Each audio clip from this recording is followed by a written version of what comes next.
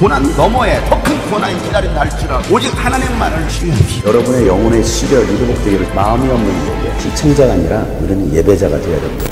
할렐루야. 오늘은 예수님께서 부활하신 거룩한 주일입니다. 이 부활의 아침에 대한민국과 우리 모든 성도들의 삶에 부활의 기쁨이 넘치기를 주의 이름으로 축복합니다. 함께 나눌 말씀은 마가복음 16장입니다. 안식일이 지났을 때에 막달라 마리아와 야고보의 어머니 마리아와 살로메는 가서 예수께 발라드리려고 향료를 샀다. 그래서 일의 첫날 새벽 해가 막 돋은 때에 무덤으로 갔다. 그들은 누가 우리를 위하여 그 돌을 무덤 어귀에서 굴려내 주겠는가 하고 서로 말하였다. 그런데 눈을 들어서 보니 그 돌덩이는 이미 굴려져 있었다. 그 돌은 엄청나게 컸다. 그 여자들은 무덤 안으로 들어가서 웬 젊은 남자가 흰 옷을 입고 오른쪽에 앉아있는 것을 보고 몹시 놀랐다. 그가 여자들에게 말하였다. 놀라지 마시오. 그대들은 십자가에 못 박히신 나사렛 사람 예수를 찾고 있지만 그는 살아나셨소. 그는 여기에 계시지 않소. 보시오. 그를 안장했던 곳이요. 그러니 그대들은 가서 그의 제자들과 베드로에게 말하기를 그는 그들보다 먼저 갈릴리로 가실 것이니 그가 그들에게 말씀하신 대로 그들은 거기에서 그를 볼 것이라고 하시오.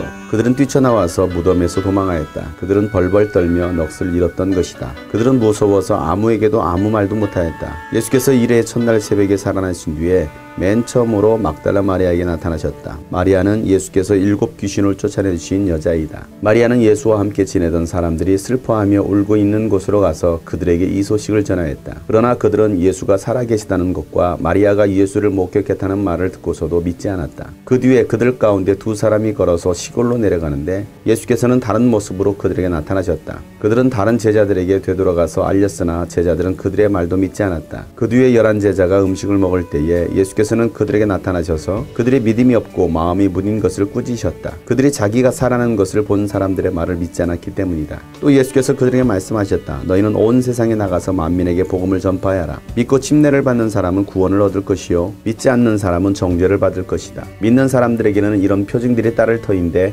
곧 그들은 내 이름으로 귀신을 쫓아내며 새 방언으로 말하며 손으로 뱀을 집어들며 독약을 마실지라도 절대로 해를 입지 않으며 아픈 사람들에게 손을 얹으면 나을 것이다. 주 예수께서 그들에게 말씀하신 뒤에 하늘로 들려 올라가셔서 하나님의 오른쪽에 앉으셨다. 그들은 나가서 곳곳에서 복음을 전파했다. 주님께서 그들과 함께 일하시고 여러 가지 표징에 따르게 하셔서 말씀을 확증하여 주셨다. 아멘. 예수님은 죽은 자들과 함께 무덤에 들어가셨다가 말씀대로 3일 만에 다시 살아나셨습니다. 그날은 안식일이 지난 다음 날이었습니다. 예수님의 장례를 준비하려고 무덤에 찾아온 사람들이 있었습니다. 예수님께서 십자가 처형당하실 때 마지막까지 함께했던 여인들이었습니다. 예수님의 시신에 향료를 바르려고 무덤에 찾아왔던 여인들은 누군가 돌문을 굴려주길 바랬습니다. 그 돌문은 엄청 컸기 때문에 웬만한 장정으로도 그 문을 열 수가 없습니다. 그런데 와서 보니까 이미 그 돌문이 열려있는 것입니다. 이 여인들은 예수님의 시신을 누군가 훔쳐갔는지 해서 깜짝 놀랍니다. 그리고 그 무덤 안에 들어가서 보니까 웬 젊은 남자가 흰옷을 입고 오른쪽에 앉아있는 것입니다.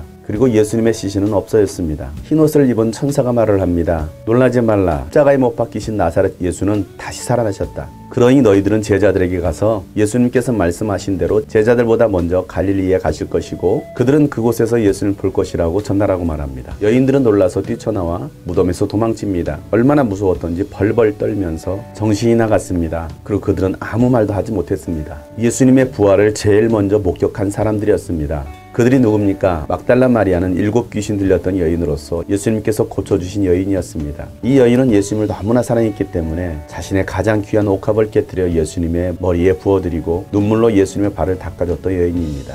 이 여인은 예수님의 십자가의 행렬에도 함께했고 마지막 십자가에서 목숨을 거두실 때까지도 막달라 마리아와 여인들은 함께했습니다. 예수님을 향한 사랑이 변하지 않았던 여인들입니다. 마리아는 예수님과 함께 지냈던 제자들에게 찾아갑니다. 그들은 울고 있었습니다. 예수님의 죽음을 슬퍼하고 있는 그들에게 예수님께서 부활하셨음을 마리아는 전합니다. 그러나 제자들은 마리아가 예수님을 목격했다는 그 말을 듣고서도 믿지 않습니다. 신기하지 않습니까? 예수님과 함께했던 제자들이 예수님의 부활을 믿지 않습니다. 그들 가운데 2 사람이 고향 엠마오로 가는 길에 예수님께서 그들을 찾아오십니다. 예수님은 그 제자들에게 구약에서 약속하신 예수님에 관한 말씀을 잘 풀어줍니다. 그러자 그들은 그 말씀을 듣고 가슴이 뜨거워지고 부활하신 예수님인 것을 알게 됩니다. 그래서 이 제자들이 다시 예루살렘으로 올라가서 다른 제자들에게 예수님이 부활하셨다라고 예수님을 만났다라고 전합니다. 그런데 그 제자들도 그들의 말을 믿지 않습니다. 오늘날도 마찬가지입니다. 예수님 부활하셨다라고 예수님 살아계신다라고 전하지만 사람들은 믿지 않습니다. 않습니다. 세상 사람들은 말할 것도 없고 교회 안에서조차도 부활하신 예수님을 믿지 못합니다. 제자이고 종교적 의식은 갖추고 교회를 다니지만 정작 그 마음 가운데 부활하신 예수, 살아계신 예수 그리스도를 제대로 알지 못하고 믿지 못하고 있습니다. 여러분은 성경 말씀을 얼마나 인정하고 얼마나 믿으십니까?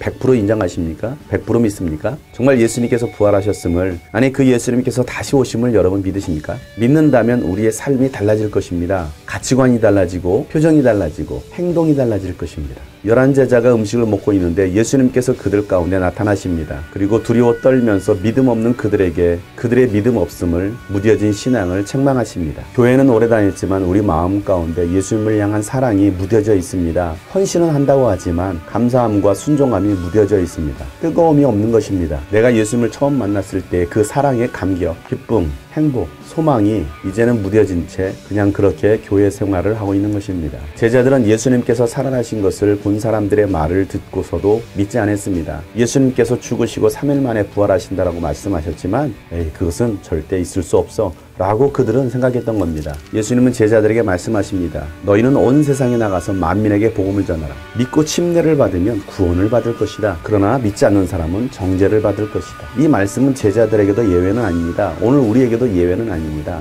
우리가 부활하신 예수를 믿지 않는다면 우리는 정죄를 받고 심판을 받을 것입니다. 그러나 살아계신 예수를 믿는다면 믿는 자에 따르는 표징, 권세가 나타나게 되어 있습니다. 믿는 자들에겐 이러한 표적이 따르니 너희가 내 이름으로 귀신을 쫓아내며 방언을 말하며 뱀을 집으며 무슨 독을 마실지라도 해를 받지 않으며 병든 사람에게 손을 얹은즉 나을 것이라고 주님께서 말씀하십니다. 여러분, 이 말씀은 제자들에게만 하신 말씀이 아니라 오늘 이 시대에 부활하신 예수를 믿는 모두에게 하시는 말씀입니다. 여러분이 예수를 믿는다면 이 말씀이 여러분을 통하여서 나타나야 됩니다. 이 말씀이 지금도 이루어져야 되는 것입니다. 여러분이 병든 자에게 손을 얹을 때 병이 떠나가게 되어 있습니다. 여러분이 부활하신 예수를 믿는다면 예수 이름으로 명할 때 귀신이 떠나갑니다. 병든 자에게 손을 얹을 때 그 병은 낫게 되어 있습니다. 믿기만 한다면 악한 마귀가 여러분을 유혹하고 공격해도 어떠한 해를 입지 않을 것입니다. 예수님이 나와 함께 하시기 때문입니다. 우리가 해야 할 일은 땅끝까지 예수 그리스도의 부활을 증거하는 것입니다. 아직도 예수를 알지 못하는 이들에게 예수님이 살아계신다라고, 예수님 부활하셨다고, 예수님 다시 오신다고 우리는 선포해야 됩니다. 제자들이 나가서 복음을 전하자 주님께서 함께 하심으로 그 따르는 표적으로 말씀을 확실히 증거했습니다. 암울하기만 하고 무너져가는 이 대한민국 가운데 예수 그리스도의 부활의 영광이 가득하기를 간절히 소망합니다. 무너진 한국교회가 다시 부활의 능력으로 깨어나기를 간절히 기도합니다. 예수 부활의 증인은 바로 여러분입니다. 다시 오실 주 예수 그리스도